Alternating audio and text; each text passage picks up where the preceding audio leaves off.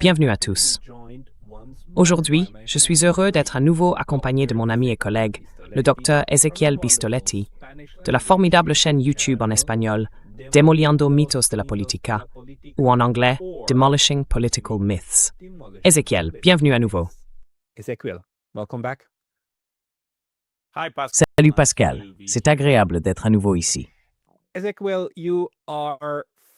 Ezequiel, tu es argentin. Tu regardes les affaires mondiales à travers un prisme sud-américain. Les États-Unis, les Yankees, viennent d'envahir le Venezuela. Ils ont tué environ 80 Vénézuéliens, Cubains et autres personnes qui étaient là pour protéger le président. Puis ils ont enlevé le président. En tant qu'homme de la région, comment vois-tu cela? Je veux dire, qu'as-tu pensé en entendant la nouvelle? Eh bien, d'une certaine manière, je m'attendais à ce que quelque chose comme ça se produise.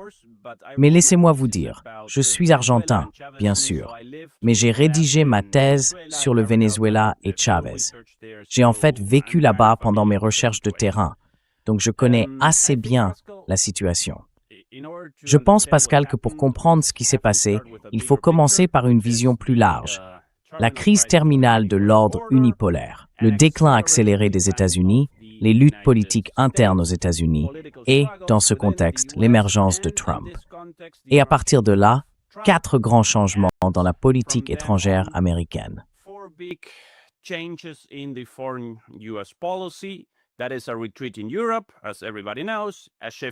C'est un repli en Europe, comme tout le monde le sait, un déplacement vers la Chine, une tentative de retrait au Moyen-Orient, ce qui est naturellement impossible à cause d'Israël, et c'est la partie importante pour l'Amérique, un durcissement sur le continent américain. Cela inclut non seulement la partie latino-américaine du continent, mais aussi le Canada et, à terme, le Groenland.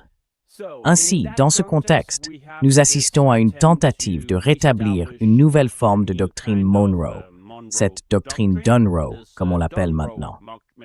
Et naturellement, nous voyons la volonté de s'emparer de toutes les opportunités et des ressources naturelles de la région.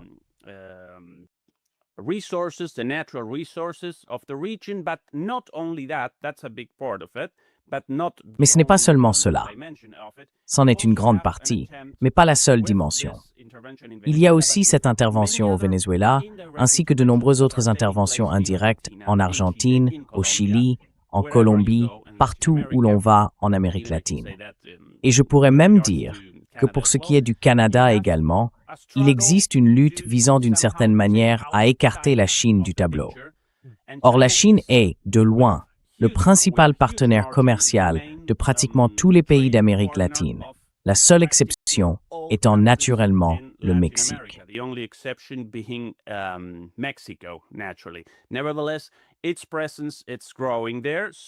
Néanmoins, sa présence y croît. Nous assistons donc à une tentative d'une sorte de doctrine Monroe 3.0. Il y a la recherche de ressources naturelles, mais aussi cette confrontation sur le continent américain avec la Chine.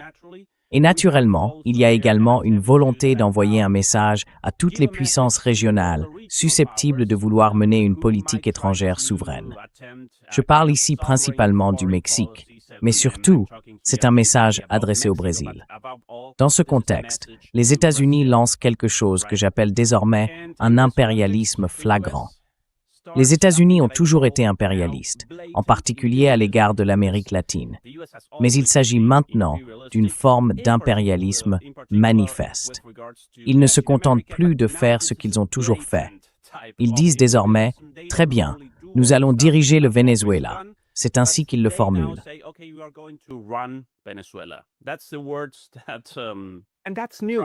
Et ça, c'est nouveau, non? C'est nouveau. Ils ont toujours essayé de le cacher, de mettre une sorte de gant de velours humanitaire sur le point de fer des États-Unis. Mais ils ont cessé d'essayer.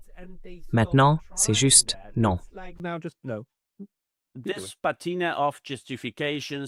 Cette patine de justification que vous aviez autrefois, à propos de la démocratie, du capitalisme, de la liberté libérale, et ainsi de suite, disparaît tout simplement.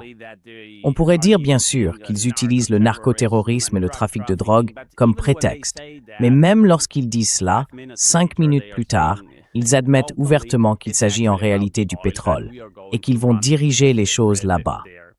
Le même jour où cela s'est produit, nous avons également eu des déclarations de Trump, de Marco Rubio et d'autres hauts membres de l'administration américaine à propos du Groenland. Nous avons besoin du Groenland. Nous allons prendre le Groenland. Et nous avons aussi eu naturellement des affirmations selon lesquelles il y aurait une nouvelle série d'attaques contre l'Iran. Voilà ce que j'appelle un impérialisme flagrant, n'est-ce pas?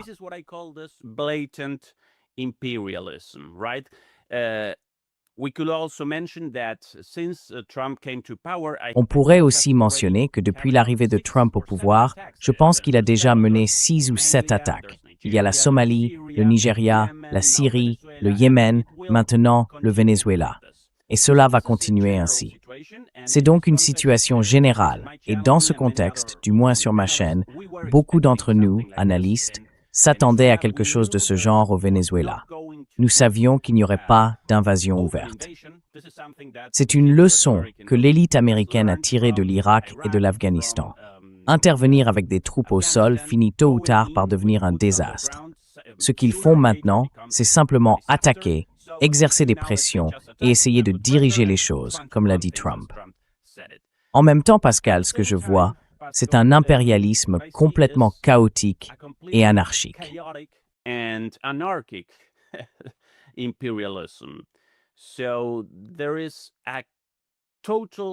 Il y a donc une absence totale de planification stratégique. Un jour, ils disent une chose et le lendemain, ils affirment exactement le contraire. Dans le cas du Venezuela, je pense qu'ils ont simplement foncé en espérant que cette attaque provoquerait soudainement la chute du régime bolivarien. C'est d'ailleurs ce qu'ils avaient prévu dans leur simulation de guerre, selon les médias américains, mais cela ne s'est pas produit. Le vice-président a pris le pouvoir, comme prévu. L'armée reste loyale au régime et les rues sont complètement calmes. En réalité, les manifestations que nous avons vues au Venezuela étaient des manifestations de soutien au gouvernement bolivarien. Nous avons donc un impérialisme flagrant, mais aussi beaucoup d'erreurs et d'anarchie. Et c'est la situation dans laquelle ils se trouvent maintenant. Ils doivent négocier avec le Venezuela.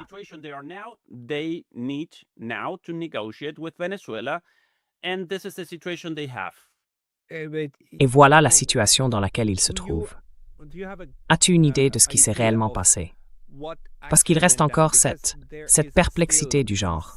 D'accord, pourquoi entrer et ne retirer que M. Maduro? Les États-Unis ont-ils eu un accord? Ont-ils conclu un accord secret avec Delcy Rodriguez? Du type, d'accord, on l'écarte, tu deviens présidente, et ensuite tu fais ce qu'on te dit. Et on dira même à tout le monde que c'est ce qui va se passer. Et toi, tu obéis? Ou on fera encore pire. Et elle serait en gros d'accord. Donc, c'est essentiellement une lutte de pouvoir interne que Maduro aurait aussi perdue. Est-ce que c'est ce qui s'est passé? Ou bien est-elle une chaviste et en fait, ses paroles sont sincères? Et les États-Unis, comme tu l'as dit, n'ont pas compris que ce n'est pas seulement Maduro, mais tout un système. Quelle interprétation te semble la plus plausible?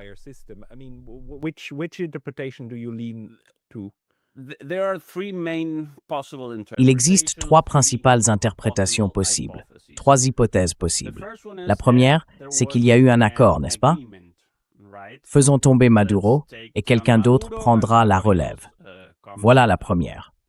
Ensuite, il y a l'interprétation d'une possible trahison, que quelqu'un ait trahi, et que c'est pour cela que tout s'est passé si facilement. C'était surprenant de voir ces hélicoptères survoler Caracas sans que personne ne tire, au moins avec un man-pads. Vous savez, il suffit d'une seule personne pour en tirer un sur l'épaule, un man-pads contre un hélicoptère. Nous n'avons même pas vu cela. Et puis, il y a la troisième interprétation.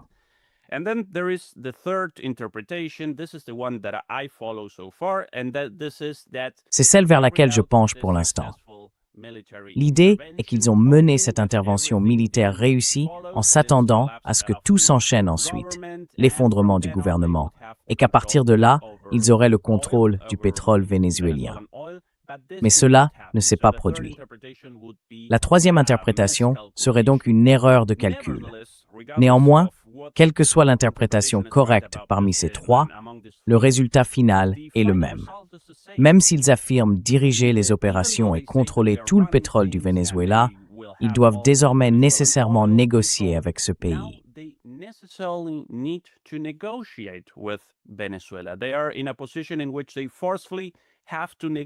Ils se trouvent maintenant dans une situation où ils doivent négocier avec le Venezuela.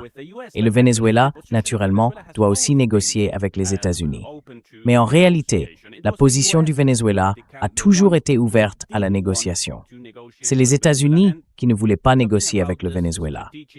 Et en parlant de ces erreurs stratégiques, de ces mauvaises évaluations, si l'on regarde le commerce pétrolier du Venezuela jusqu'en 2013 ou 2014, à peu près au moment de la mort de Chavez, la grande majorité du pétrole vénézuélien était vendu aux États-Unis. Cela a toujours été le cas.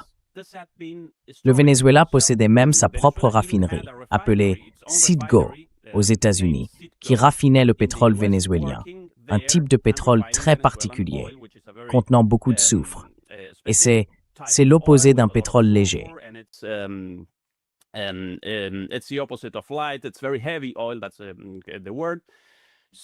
C'est un pétrole très lourd. C'est le mot. Voilà comment les choses se passaient, même avec Chavez jusqu'à sa mort. Chavez avait une rhétorique très nationaliste, très anti-impérialiste, et pourtant il a toujours continué à vendre du pétrole aux États-Unis. Et depuis 2014, je crois que c'était sous Obama, il y a eu plusieurs vagues de sanctions de plus en plus fortes à cause de cette politique hostile envers le Venezuela. Le gouvernement américain et les industries pétrolières américaines ont commencé à se retirer du Venezuela et ne pouvaient plus commercer comme avant, ou du moins pas dans les mêmes volumes. Alors, à qui le Venezuela vend-il son pétrole aujourd'hui? À la Chine, environ 80%, n'est-ce pas?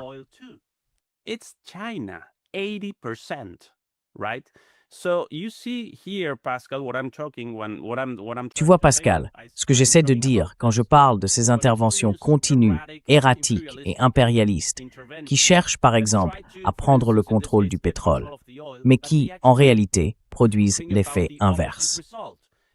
Et il faut se rappeler que c'est similaire à ce qui s'est passé en Irak en 2003. Ce sont les Chinois qui exploitent maintenant le pétrole en Irak. On voit donc encore une fois l'impérialisme à l'œuvre. Mais il y a aussi beaucoup de chaos, beaucoup de décisions prises sans méthode, un manque de réflexion stratégique. Et maintenant, encore une fois, il y aura une négociation où les deux parties devront s'asseoir et décider quoi faire du pétrole dans la situation actuelle.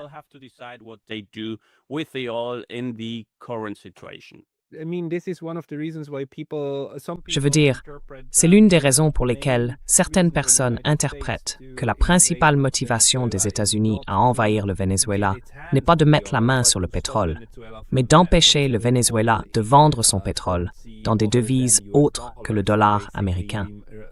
En somme, de remplacer le pétrodollar saoudien par un pétrodollar vénézuélien et de stabiliser la monnaie internationale, plutôt que d'obtenir le pétrole lui-même. As-tu déjà réfléchi à ce type d'argument?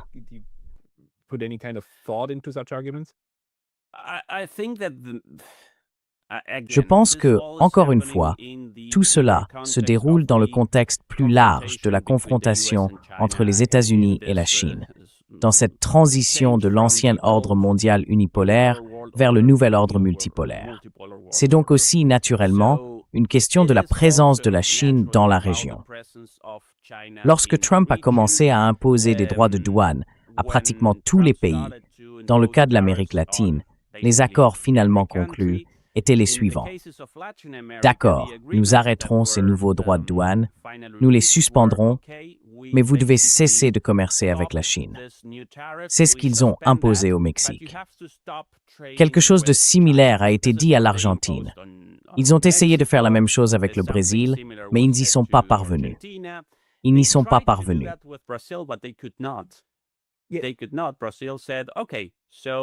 Le Brésil a dit « D'accord, nous le ferons, si vous nous imposez ces tarifs ».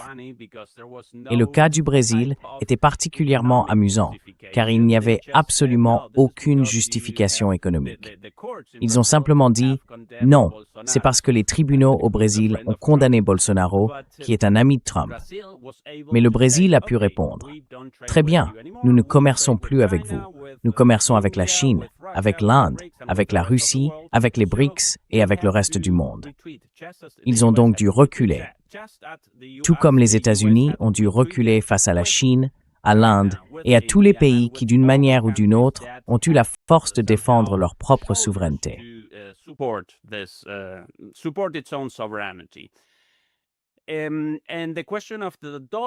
Et la question du dollar joue naturellement aussi un rôle. Tous ces échanges qui ont lieu entre les pays des BRICS et, disons, le Sud global, car plusieurs pays qui n'appartiennent pas officiellement aux BRICS s'en rapprochent de plus en plus, se font de plus en plus dans différentes devises, dans des monnaies nationales. Et les États-Unis savent que leur hégémonie mondiale, à grande échelle, repose sur l'utilisation du dollar. Cela joue donc également un rôle. Je ne pense pas que ces éléments se contredisent. Ils font tous partie du même ensemble.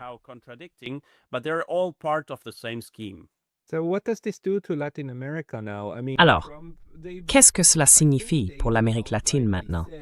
Je veux dire, Trump, je crois qu'ils ont même dit clairement, c'est notre hémisphère. Est-ce que l'Amérique latine va vraiment accepter et dire, oui, bien sûr, nous faisons partie de votre hémisphère, États-Unis d'Amérique, comme si l'Amérique vous appartenait simplement parce que vous êtes l'Amérique? Est-ce que cela va passer sans heurts et que tout le monde, par peur, va se mettre à lécher les bottes de Donald Trump? Ou bien, d'après ce que vous lisez et entendez, quelle est la réaction actuelle dans la région?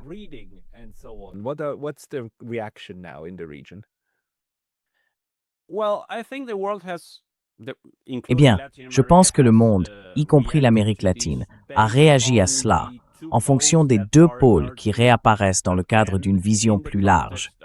La rivalité entre les États-Unis et la Chine, ainsi que les BRICS. Tout comme on a vu l'Europe réagir de manière assez pathétique à cette situation, elle n'a même pas mentionné le nom des États-Unis, ni pris la peine d'évoquer la souveraineté des États, l'intégrité territoriale et toutes ces notions dont elle parle sans cesse à propos de l'Ukraine. Rien de tout cela n'a été mentionné cette fois-ci. Elle s'est alignée sur les États-Unis, tandis que la Russie et la Chine se sont alignés contre eux.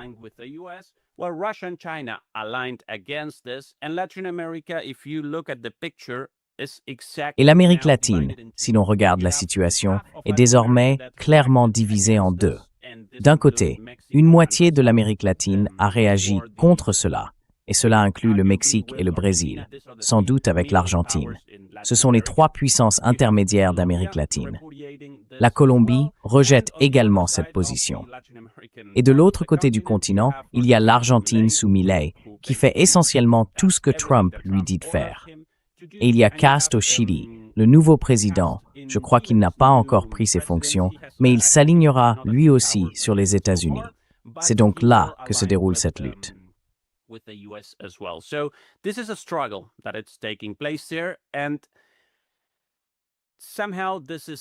Et d'une certaine manière, cela a toujours eu lieu.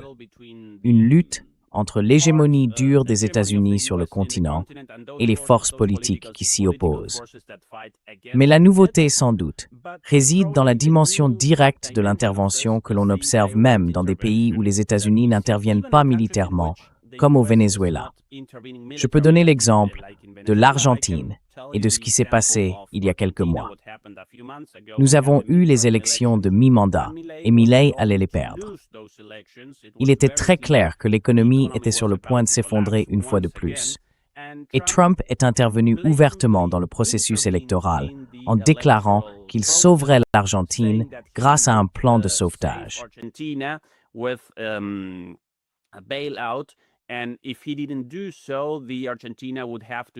Et s'il ne l'avait pas fait, l'Argentine aurait dû déclarer à nouveau le défaut de paiement. Et cela aurait été le chaos. Cela a donc effrayé les gens. Et finalement, environ 50% des citoyens ont voté pour lui lors d'une élection où seulement 60% de la population a participé. Au final, cela ne représente qu'environ 30% de la population argentine. Mais malgré tout, les gens ont changé d'avis au cours de la dernière semaine et ont voté pour Milei. C'est une forme d'intervention que l'on n'avait pas connue auparavant, du moins pas de manière aussi ouverte. Voilà ce qui se passe aujourd'hui, une lutte ouverte au sein des pays d'Amérique latine.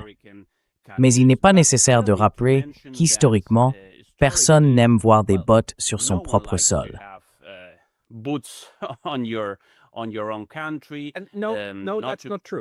Non, ce n'est pas vrai. Les Européens adorent ça. Ils adorent l'occupation. Oui, ils l'adorent. Ils la louent, ils l'honorent, ils lui rendent hommage. Certains le font.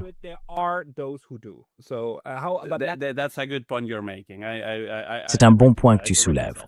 Je rectifie, je me corrige. Mais ni au Mexique, ni au Brésil, ni en Argentine, ce n'est le cas non plus. Il existe une longue histoire de mouvements anti-impérialistes, et je ne parle pas seulement de petits groupes de gauche ou de choses de ce genre. C'est en quelque sorte ancré dans les grands partis politiques et les principaux mouvements politiques. Il n'y a pas non plus de base militaire dans ces pays, et il n'y en aura pas, car même ceux qui soutiennent une politique étroite avec les États-Unis dans ces pays ne le permettraient pas. Ils considéreraient cela comme une atteinte à la souveraineté. C'est donc une lutte qui se poursuit. La nouveauté, c'est cette intervention flagrante des États-Unis. Mais encore une fois, il faut se souvenir de l'sentiment anti-impérialiste en Amérique latine.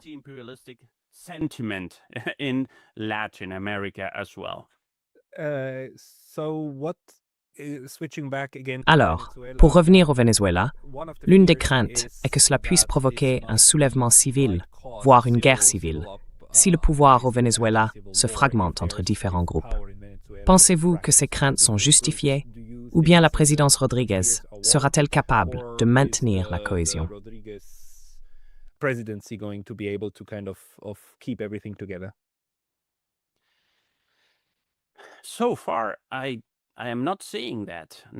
Jusqu'à présent, je ne vois pas cela. Pas du tout. Cela ne veut pas dire que Delcy Rodríguez aura la tâche facile. Mais je ne pense pas que le grand problème pour Delcy Rodríguez soit aujourd'hui d'éventuels soulèvements civils. Il faut se rappeler que la plupart des personnes opposées au gouvernement ont déjà quitté le Venezuela. Ils contrôlent l'armée et ils ont beaucoup de partisans, il faut le reconnaître. Je pense qu'un gouvernement, un régime qui distribue 4 millions de fusils à la population, n'est pas un régime détesté par son peuple, car sinon ces armes seraient utilisées contre lui. Donc, ce n'est pas quelque chose que je vois arriver. Mais je peux me tromper. Je ne vois pas de soulèvement civil dans un avenir proche, mais je vois une situation difficile concernant cette quarantaine, comme on l'appelle maintenant, de l'exportation de pétrole. Car le Venezuela dépend énormément de ses exportations pétrolières.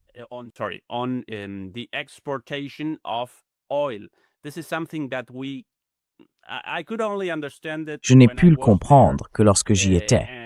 Si vous allez au supermarché et que vous voulez acheter du beurre, vous ne trouverez pas de beurre vénézuélien. Vous achèterez soit du beurre français, soit du beurre d'Uruguay, par exemple. Ce qu'ils font, ce qu'ils produisent, c'est du pétrole. Ils gagnent de l'argent. Autrefois, c'était en dollars, puis ils achetaient tout ce dont ils avaient besoin. Donc, si vous coupez le pétrole, vous avez un problème économique. C'est pourquoi les sanctions ont été terribles pour le Venezuela. Elles ont commencé en 2014.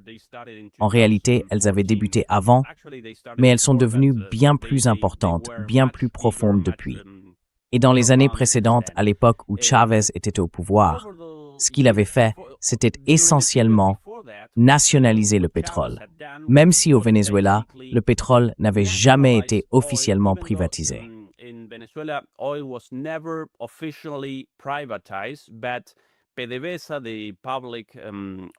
Mais PDVSA, la compagnie pétrolière publique, était entre les mains de dirigeants qui ne répondaient pas au gouvernement, mais en réalité aux compagnies pétrolières multinationales américaines.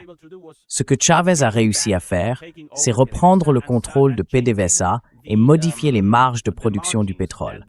Auparavant, c'était environ 20% pour le Venezuela et 80% pour les multinationales, et il a inversé cette répartition. Cela est devenu 80% pour le Venezuela et 20% pour les compagnies pétrolières. Et c'est assez amusant de constater, après cette décision de Chavez, aucune entreprise, ni américaine, ni brésilienne, les Brésiliens étaient présents avec Petrobras, ni Repsol, la compagnie pétrolière espagnole, n'a quitté le pays, car même avec ses 20%, elle réalisait encore d'excellents bénéfices.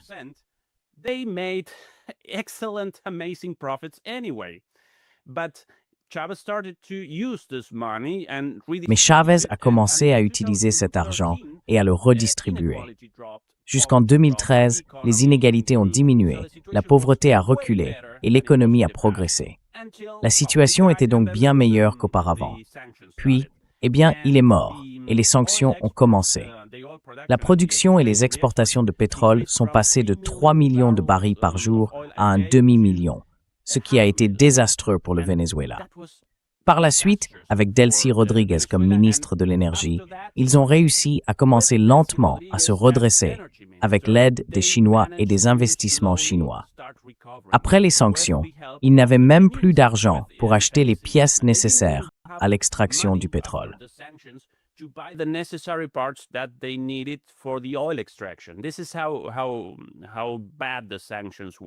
Voilà à quel point les sanctions étaient dures. En ce moment, ils produisent environ 1 million de barils de pétrole par jour et la production augmente, tandis que l'économie se redresse. Depuis 2021 ou 2022, ils ont connu des taux de croissance très élevés après l'énorme perte subie au début des sanctions. Aujourd'hui, ils se retrouvent dans une situation où ils ne peuvent plus exporter de pétrole, car leurs pétroliers sont saisis. Hier encore, 2 navires ont été saisis. Je pense donc que c'est la principale carte que Trump a à jouer maintenant, non? Ils vont bientôt faire face à de très graves problèmes économiques et ils négocieront donc sous pression, c'est certain.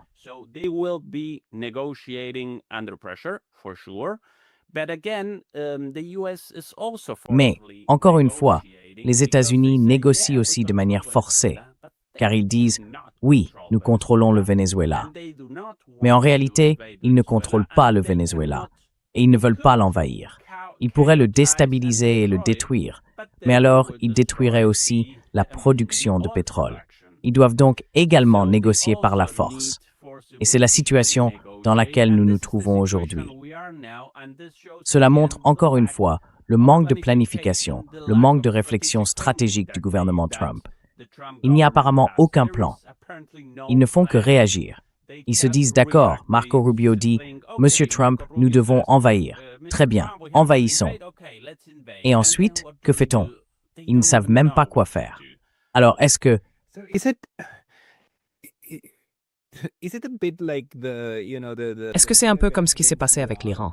D'accord, on y va, on envoie les avions, on fait exploser un site nucléaire, on déclare la victoire, on rentre, mais en réalité, on a perdu la trace de 400 kilogrammes de kilogrammes, je crois, pas de totem, mais de 400 kilogrammes de matière nucléaire hautement fissile. Et ici, on élimine Maduro parce qu'on en a fait un croque-mitaine et on déclare la victoire. Mais en fait, on sauve à peine la face. Et ensuite, on essaie de continuer avec la stratégie d'intimidation. Mais est-ce que c'est ton interprétation?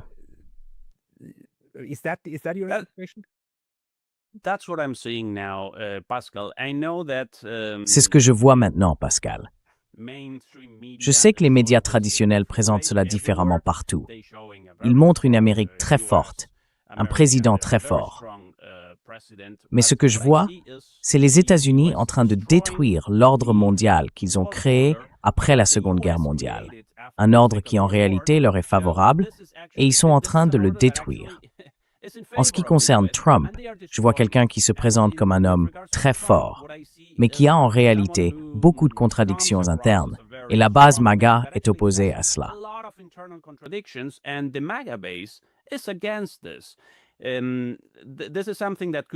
Et c'est un sujet qui pourrait aussi être discuté, car les électeurs, les soi-disant électeurs latinos de Floride, un État clé très important pour les élections, y sont favorables. Mais la base principale du mouvement MAGA est opposée à l'intervention, non pas parce qu'elle aime le Venezuela ou qu'elle est contre l'impérialisme. Elle y est opposée parce qu'elle estime que les interventions américaines ont été très néfastes pour les États-Unis. Et elle a raison sur ce point. Ce que je vois donc, c'est le chaos. Je vois des contradictions. Je vois un grand géant qui s'effondre et donne des coups dans tous les sens. Et c'est une situation très dangereuse, naturellement. Comment pensez-vous que la relation non seulement entre le Venezuela et la Chine, mais aussi entre l'Amérique latine et la Chine, va évoluer à partir de maintenant? Et pour poursuivre, pourquoi est-ce impossible? Je veux dire, le Venezuela n'a pas d'oléoduc vers le sud pour exporter son pétrole par d'autres voies. Est-ce vraiment uniquement la côte?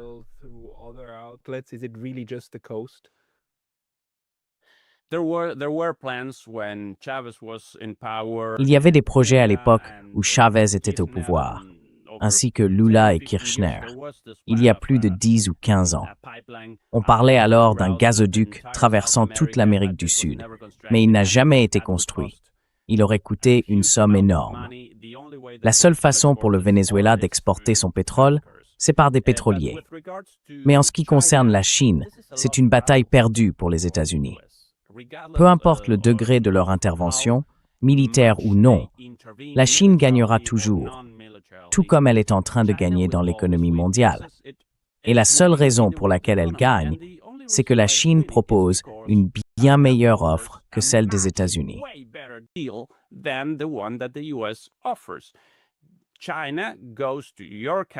La Chine se rend dans votre pays, que ce soit le Brésil, le Mexique, l'Argentine ou un pays africain, et dit très bien, nous allons commercer avec vous, nous allons investir, nous allons gagner de l'argent. Ils ne font pas de la charité, pas du tout, mais ils concluent des accords gagnant-gagnant. Ils investissent et nous allons tirer profit de cet investissement. Nous allons obtenir des ressources naturelles. Il est probable que vous achetiez aussi nos produits. Mais nous construisons quelque chose sur place. Nous bâtissons, nous investissons, nous développons l'économie. C'est donc une situation gagnant-gagnant. Et la relation que les États-Unis ont toujours eue avec l'Amérique latine est essentiellement une pure exploitation, voire, dans les cas extrêmes, une intervention militaire.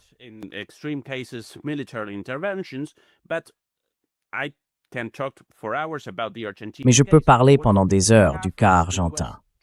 Ce que nous voyons, c'est que les États-Unis essaient d'empêcher les économies d'Amérique latine de se développer sur le plan industriel. Ils utilisent le mécanisme de la dette, essentiellement la dette extérieure, comme moyen d'empêcher les pays de se développer. Et qui douterait une seconde de la meilleure option?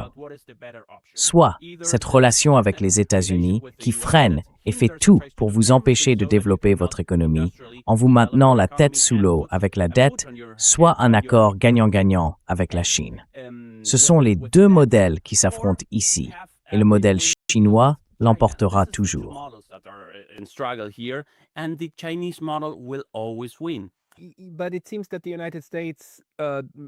Mais il semble que les États-Unis fassent un pari différent, non? Ils disent « Non, nous pouvons changer de régime, de président, soit par des campagnes d'influence, soit par des interventions militaires.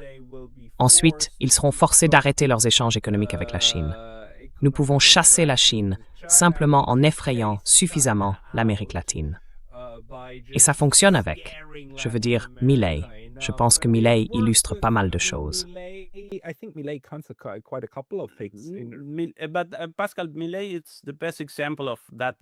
Mais Pascal, Milei est le meilleur exemple de ce qui ne fonctionne pas.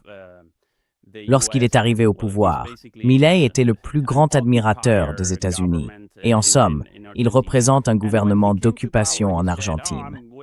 Et quand il a pris le pouvoir, il a déclaré « Oh, nous allons mettre fin à toutes les relations avec la Chine ».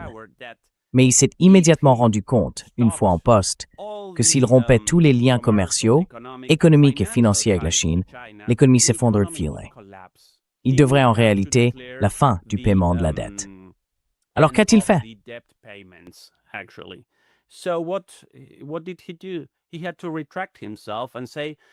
Il a dû faire marche arrière et dire, il a même dit, « Oh, je suis surpris maintenant que j'ai voyagé en Chine, de voir que l'économie chinoise fonctionne si bien selon des principes capitalistes. » C'est un grand défenseur du capitalisme débridé, donc il ne pouvait pas chasser les Chinois d'Argentine, car sinon l'économie et son gouvernement se seraient effondrés. Et c'est ce qui se passerait dans n'importe quel autre pays d'Amérique latine. On peut essayer de faire pression sur les Chinois en Amérique latine, c'est ce que font les États-Unis, mais ce n'est pas la décision la plus intelligente, et ils perdront. Ils devraient essayer de négocier. Mais qui suis-je pour dire cela aux yeux de Trump, n'est-ce pas?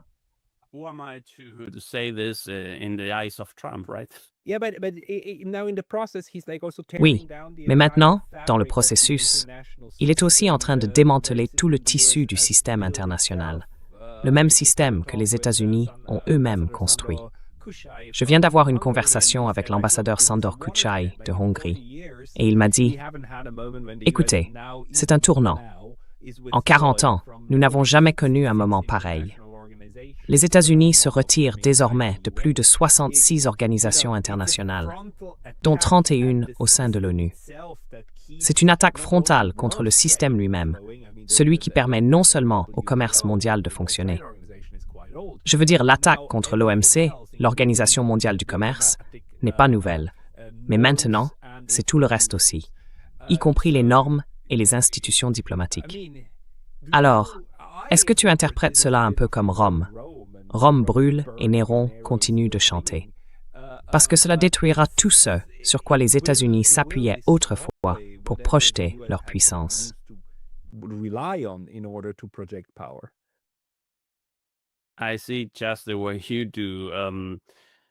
Je vois les choses exactement comme toi, Pascal. Le pire dans tout cela, c'est à quel point la situation est dangereuse. Oui, parce que dans ce contexte de chute de Rome, eh bien, une guerre nucléaire pourrait éclater à tout moment. Ce potentiel n'existe pas en Amérique latine, même si la situation actuelle pousse naturellement les pays à se réarmer. Et n'oublions pas que le Mexique, le Brésil et l'Argentine possèdent tous la technologie nucléaire, et qu'ils ont décidé d'eux-mêmes de ne pas la développer à des fins militaires. Mais ils pourraient finir par le faire. Mais laissons de côté l'Amérique latine.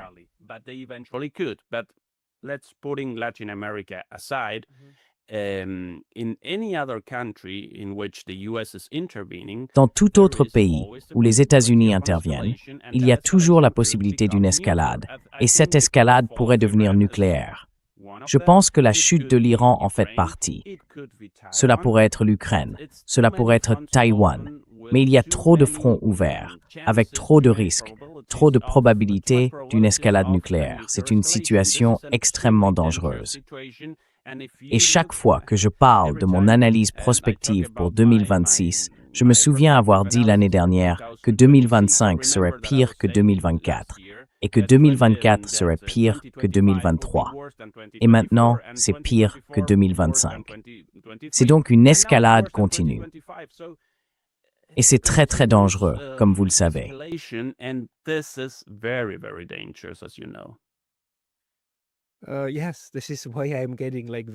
Oui, c'est pour cela que je deviens très désespéré, car j'ai toujours pensé qu'il y aurait une issue.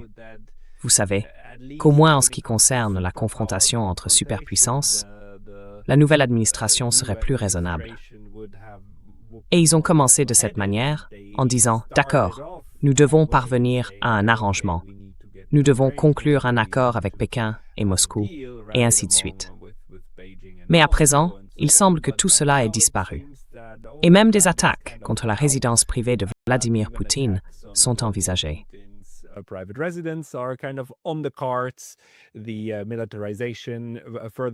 La militarisation accrue de Taïwan, avec cet énorme accord militaire, est... Eh bien, le Japon a un peu fait ce que le Japon a fait de son côté.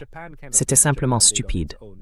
Je mets cela un peu à part, et je distingue, je ne pense pas que ce soit orchestré par les États-Unis.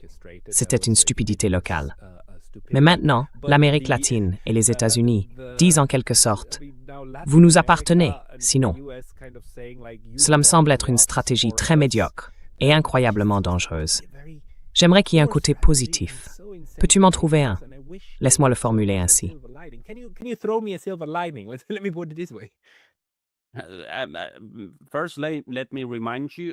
Tout d'abord, permettez-moi de vous rappeler la saisie de ce pétrolier russe hier. Il est rapporté que la Russie a envoyé un sous-marin. On ne sait pas vraiment si cela s'est produit, mais c'est une autre possible escalade.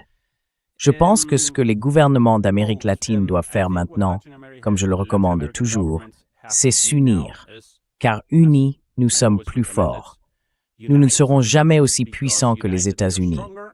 Mais si nous sommes unis, tout devient plus difficile pour les États-Unis s'ils essayent d'intervenir dans nos pays. Et ensuite, nous devons essentiellement créer des alliances avec les puissances émergentes, sans pour autant rompre complètement nos relations avec les États-Unis. Le message aux États-Unis doit être clair. Si vous voulez entretenir des relations amicales avec nous, et personne en Amérique latine ne déteste les États-Unis, ni rien de tel, nous exigeons simplement d'être respectés, d'être traités avec respect.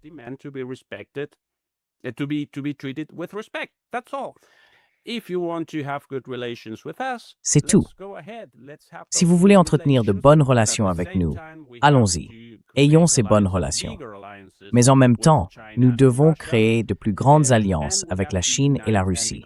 Nous devons nous unir et devenir plus forts grâce à cette unité.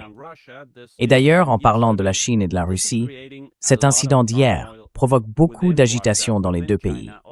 Les gens disent « c'en est fini de la modération ». Les États-Unis doivent être arrêtés face à cet impérialisme flagrant. Je ne sais pas si ce serait la décision la plus sage. Honnêtement, je ne sais pas quoi faire, car si la Chine et la Russie réagissent maintenant, elles risquent probablement d'aggraver la situation. Mais en même temps, il est aussi vrai que si elles ne réagissent pas, leur modération sera interprétée comme une faiblesse par le gouvernement Trump. Voilà donc la situation dangereuse dont nous parlions, n'est-ce pas?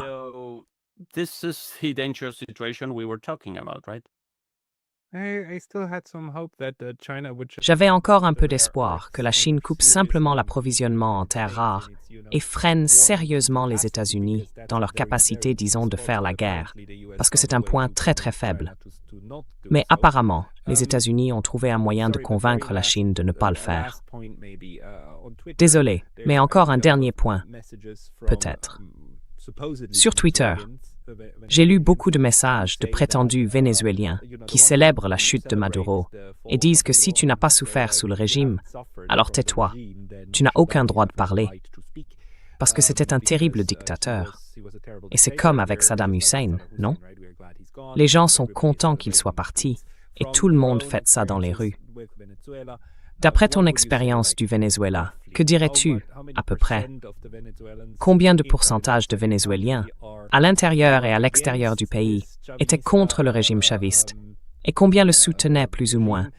Et où se situe le milieu, à peu près?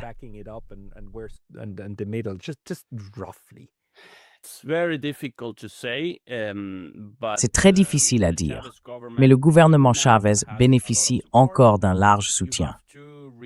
Il faut aussi se rappeler que lorsque les gens disent « Oh, nous voulons la liberté, nous voulons la démocratie », eh bien, il est difficile de parler de liberté et de démocratie quand un pays est attaqué, comme c'est le cas du Venezuela. Pas militairement aujourd'hui, bien sûr, mais par le passé, les sanctions et la politique hostile des États-Unis ont été considérables. Une partie de l'opposition a également tenté de suivre des voies insurrectionnelles, ce qui a provoqué une escalade où l'opposition comme le gouvernement ont durci leur position.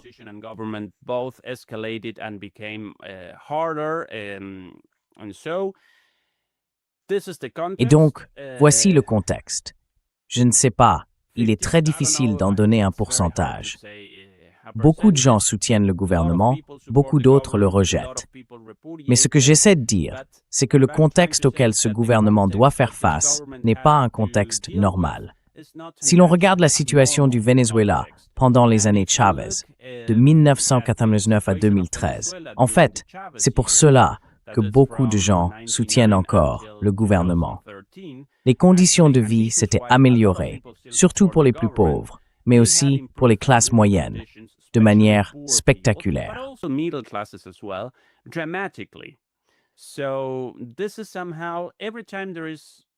Voilà ce qui se passe chaque fois qu'il existe une approche alternative, un modèle de développement ou quoi que ce soit qui ressemble à une souveraineté économique.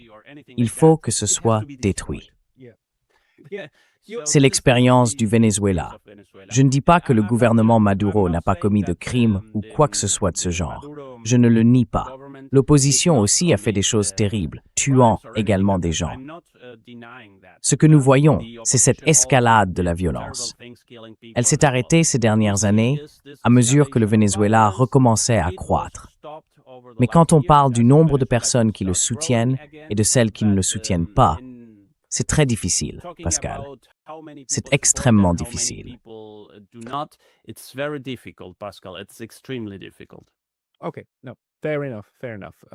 D'accord. Très bien. Très bien. Il n'est pas possible de donner des chiffres précis sur un sujet comme celui-ci. Je veux dire, il faudrait un immense recensement et beaucoup de recherches, mais c'était très utile. Ézéchiel, pour les personnes qui veulent lire ou entendre davantage de toi, elles devraient avant tout aller sur ta chaîne YouTube, je suppose. Si elles parlent espagnol, alors Demoliendo mitos de la política. Si elles parlent anglais, tu as aussi une chaîne en anglais, n'est-ce pas?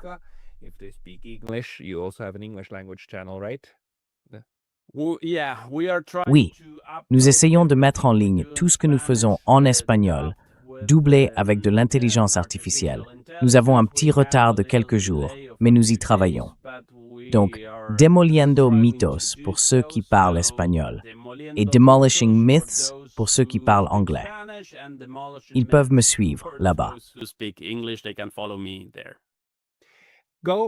Allez trouver le Dr Ézéchiel Pistoletti. Ézéchiel, merci beaucoup pour votre temps aujourd'hui.